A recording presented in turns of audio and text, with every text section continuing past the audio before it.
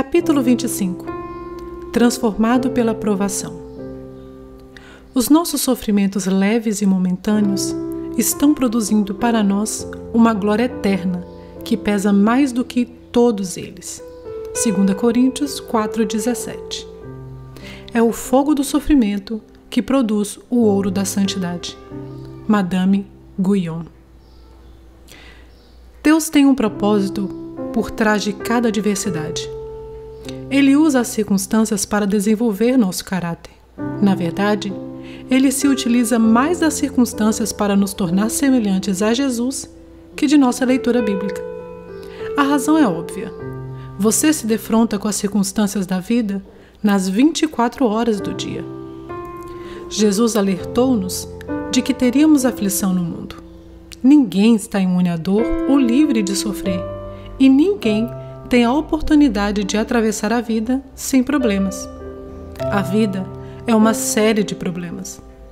Toda vez que se resolve um, já existe outro aguardando a vez. Nem todos são graves, mas todos são importantes para o processo de crescimento que Deus planejou para você. Pedro nos assegura de que problemas são normais. Queridos amigos, não se assustem nem se admirem quando vocês passarem pelas provas ardentes que estão por vir, pois isso não é coisa estranha e nem fora do comum que lhes vai acontecer. Deus utiliza os problemas para que você se aproxime dele. A Bíblia diz: o Senhor está perto dos que têm o coração quebrantado. Ele resgata os de espírito abatido. As mais íntimas e profundas experiências de adoração ocorrerão provavelmente nos dias mais sombrios, quando o coração estiver partido, quando você se sentir abandonado, quando não tiver mais nenhuma opção, quando a dor for intensa, nos dias em que você decide buscar somente a Deus. É durante os períodos de sofrimento que aprendemos a fazer orações mais sinceras, autênticas e honestas a Deus. Quando sentimos dor física ou emocional, não temos disposição para orações superficiais. Joni Eareckson Tada, tetraplégica e fundadora da associação Joni and Friends, que auxilia deficientes físicos, observa: quando a vida é um mar de rosas, podemos passar o tempo adquirindo conhecimento sobre Jesus, imitando-o, citando-o e falando sobre ele. Mas é somente ao sofrer que o conheceremos.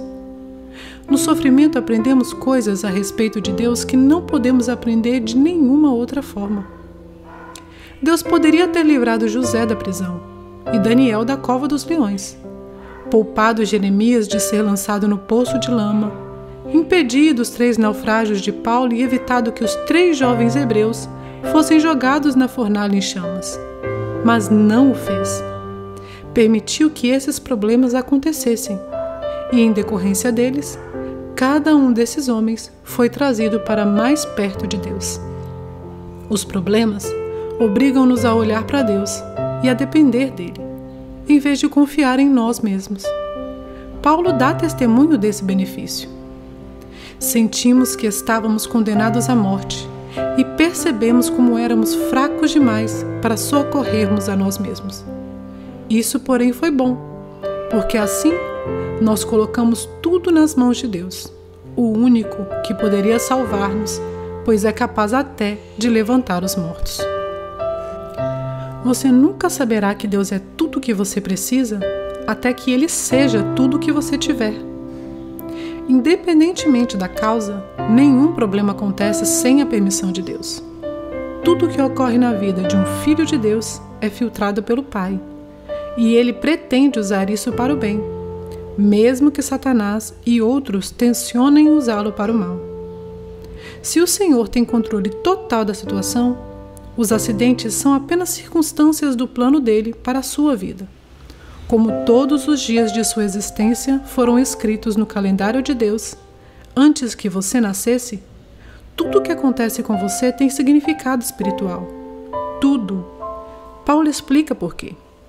Sabemos que Deus determina que tudo coopere para o bem de todos aqueles que amam a Deus e são chamados segundo o propósito que Ele tem para eles. Porque Deus conhecia os seus de antemão e os escolheu para se tornarem semelhantes ao seu Filho.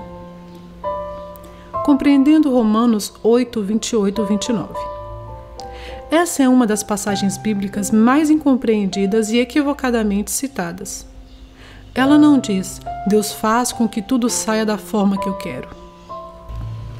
É óbvio que isso não pode ser verdade. Também não diz, Deus faz com que tudo neste mundo tenha um final feliz. Isso também não é verdade. Há muitos finais infelizes neste mundo. Vivemos num mundo caído. Somente no céu tudo é perfeito, da forma que Deus quer. É por isso que somos orientados a orar. Seja feita a tua vontade na terra, assim como no céu. Para compreender inteiramente Romanos 8, 28 e 29, você deve examinar frase por frase. Sabemos, nossa esperança em tempos difíceis não é fundamentada em pensamentos positivos, em anseios ou num otimismo natural. É uma certeza que se fundamenta na verdade de que Deus tem pleno controle do universo e ama todos nós. Que Deus age. Há um grande projetista por trás de tudo. Nossa vida não é resultado do acaso, do destino ou da sorte. Existe um plano principal. A história consiste na história de Deus. É Deus quem controla o leme. Nós cometemos erros. Deus, porém, jamais se engana. Ele não pode cometer erros, porque é Deus. Em todas as coisas. O plano de Deus para a sua vida envolve tudo o que acontece a você, incluindo erros, pecados e mágoas. E ainda inclui doenças, dívidas, acontecimentos infelizes, divórcio e a morte de pessoas queridas. Deus pode fazer o bem aflorar na pior adversidade. Ele fez isso no Calvário. Nada acontece de forma isolada ou independente. Os fatos de sua vida agem em conjunto, conforme o plano de Deus. Não são atos isolados, mas partes interdependentes do processo que o tornarão semelhantes a Cristo. Para fazer um bolo, você utiliza farinha, sal, ovos, açúcar e óleo. Comidos isoladamente, os ingredientes podem ter sabor bastante desagradável. Mas asse-os juntos e se tornarão deliciosos. Se você entregar a Deus todas as suas experiências horríveis e desagradáveis, Ele as misturará para que se tornem agradáveis. Para o bem. Isso não quer dizer que tudo na vida seja bom. Grande parte do que acontece no nosso mundo pode ser caracterizado como mal e cruel. Mas Deus é especialista em extrair o bem de tudo isso. Na genealogia oficial de Jesus Cristo, distingue-se 4 mulheres: Tamar, Raabe, Ruth e Batseba. Tamar seduziu seu sogro para engravidar. Raabe era prostituta. Ruth nem mesmo era judia e infringiu a lei ao casar com um judeu. Batseba cometeu adultério com Davi, o que acabou causando o assassinato do próprio marido. Não são exatamente reputações excelentes, mas Deus converteu o mal em bem, e Jesus tem suas origens dessa linhagem. O propósito de Deus é maior que nossos problemas, nosso sofrimento e até mesmo nossos pecados. Daqueles que o amam, dos que foram chamados. Essa promessa é somente para os filhos de Deus, não para todos. Todas as coisas contribuem para o mal daqueles que vivem em oposição a Deus, insistindo em seguir o próprio caminho. De acordo com o seu propósito. Que propósito é esse? Que sejamos semelhantes a seu Filho. Tudo que Deus permite que aconteça em nossa vida é por causa desse propósito. Edificando um caráter semelhante ao de Cristo. Somos joias moldadas pelo martelo e o cinzel da adversidade. Se o martelo do joalheiro não tiver peso suficiente para parar nossas arestas, ele usará uma marreta. Se formos realmente obstinados, ele usará uma britadeira. Ele usará o que for necessário. Cada problema é uma oportunidade para a edificação do caráter. E quanto mais difícil a situação, maior o potencial de desenvolvimento dos músculos espirituais e da fibra moral. Paulo disse: sabemos que essas tribulações produzem paciência, e a paciência produz caráter. O que acontece exteriormente em sua vida não é tão importante quanto o que acontece dentro de você. As circunstâncias da vida são temporárias, mas o caráter é eterno. A Bíblia frequentemente compara as provações ao fogo que refina o metal, queimando as impurezas. Pedro diz: essas dificuldades lhe sobrevêm para provar que a sua fé é pura. Essa pureza de fé vale mais que ouro. Foi feita a seguinte pergunta a um ourives: como você sabe que a prata é pura? Ele respondeu: quando vejo o meu reflexo nela. Quando você é refinado pelas provações, as pessoas podem ver o reflexo de Jesus em você. Tiago declara: sob pressão, a sua fé é forçada para fora e verdadeiramente se expõe. Deus pretende torná-lo semelhante a Jesus. Por isso, o fará passar pelas mesmas experiências que Jesus passou: solidão, tentação, estresse, críticas, rejeição e muitos outros problemas. A Bíblia diz que Jesus aprendeu a obedecer por meio do sofrimento, pelo qual também foi aperfeiçoado. Por que Deus nos eximiria de passar por aquilo que permitiu que o próprio Filho passasse? Paulo afirma: passamos exatamente por tudo o que Cristo passa. Se passamos tempos difíceis com Ele, então certamente passaremos por tempos agradáveis com Ele. Reagindo aos problemas como Jesus reagiria. Os problemas não produzem automaticamente o que é pretendido por Deus.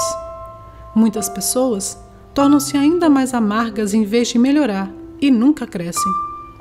Você deve reagir da forma que Jesus reagiria.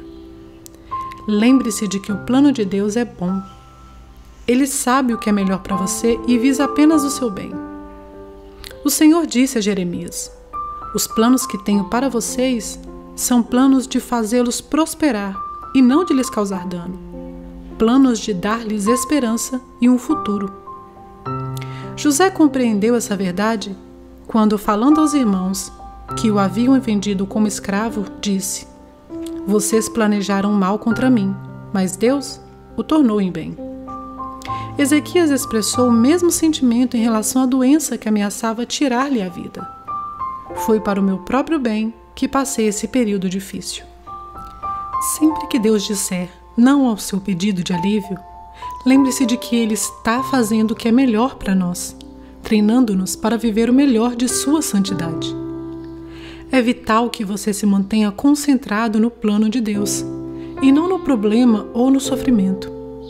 Foi assim que Jesus suportou a dor na cruz, e somos exortados a seguir seu exemplo.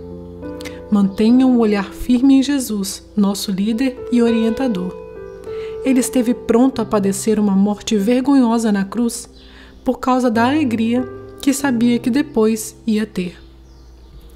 Corrie ten Boom, que sofreu no acampamento de concentração nazista, explica o poder da concentração. Se você olhar para o mundo, ficará aflito. Se olhar para você mesmo, ficará deprimido. Mas se olhar para Cristo, descansará. O enfoque determinará os sentimentos.